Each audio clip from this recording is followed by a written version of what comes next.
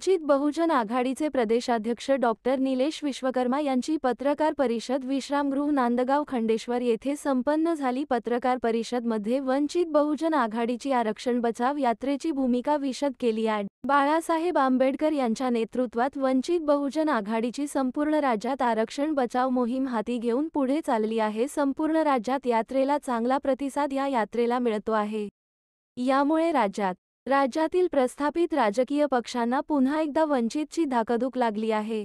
संविधान बचावचा नार देणाऱ्या वंचितच लढ्याचा फायदा महाविकास आघाडीला मिळाला, मात्र त्यातून जे समुदाय कधी सत्तेत जाऊ शकले नाही त्यांचा कुठेही फायदा झाला नाही। इथला दलित, ओबीसी, मुस्लिम, धनगर, तेली, माळी आदिवासी आजही सत्तेपासून दूरच आहे। त्यांना केवळ नावापुरतेच वापरून घ्यायचे हे सर्व राजकीय पक्षाचे धोरण आहे। मात्र वंचित बहुजन आघाडीचे सर्व समाजाच्या उमेदवारांना उमेदवारी देऊन आपण कुठेही भेदभाव करत नसल्याचे वारंवार दाखवून दिले आहे। सर्व समाजांना सोबत घेऊन त्यांना सत्तेत वाटा देणे हेच बाळासाहेब आंबेडकर यांचे धोरण आहे। सत्तेत असलेल्यांना हे धोरण मान्य नाही म्हणून ते सातत्याने वंचित आघाडीला बदनाम करण्याचा प्रयत्न करत असतात। मात्र सत्ता असो किंवा नाही, आणखी भूमिका कणखर होती आणि राहील सत्तेसाठी एखाद्या मंत्रीपद घेऊन राजकीय पक्षात जाऊन बसणे हे भूमिका बाळासाहेब आंबेडकरांना मान्य नाही, असे प्रतिपादन डॉक्टर निलेश विश्वकर्मा यांनी केले व येत्या 4 तारखेला वंचित बहुजन आघाडीचे राष्ट्रीय अध्यक्ष डॉक्टर प्रकाश आंबेडकर यांची आरक्षण बचाव यात्रेच्या नांदगाव खंडेश्वर येथे येत्या 4 तारखेला आगमन होईल व सायंकाळी सभा घेण्यात येणार आहे।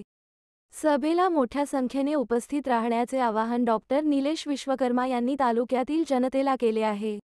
पत्रकार परिषदेला तालुक्यातील सर्व प्रिंट मीडिया व इलेक्ट्रॉनिक मीडियाचे पत्रकार उपस्थित होते। MK डिजिटल न्यूज महाराष्ट्र संपादक मिलिंद कडू।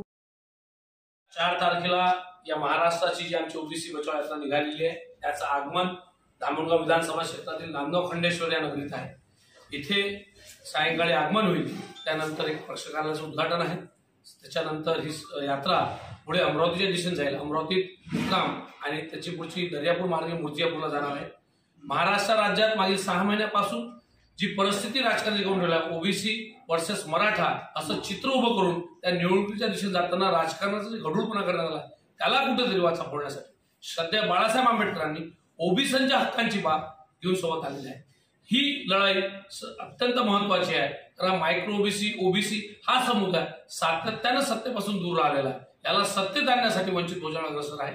त्यासोबतच आरक्षणासंदर्भात जी भूमिका आहे ती ऐकण्यासाठी आपण निश्चितच रविवारी प्रकाश आंबेडकर साहेबांना ऐकण्यासाठी आपण नांदगाव खंडेश्वर नगरीत यावं, या सभेसाठी मी आपल्याला आमंत्रण देतो।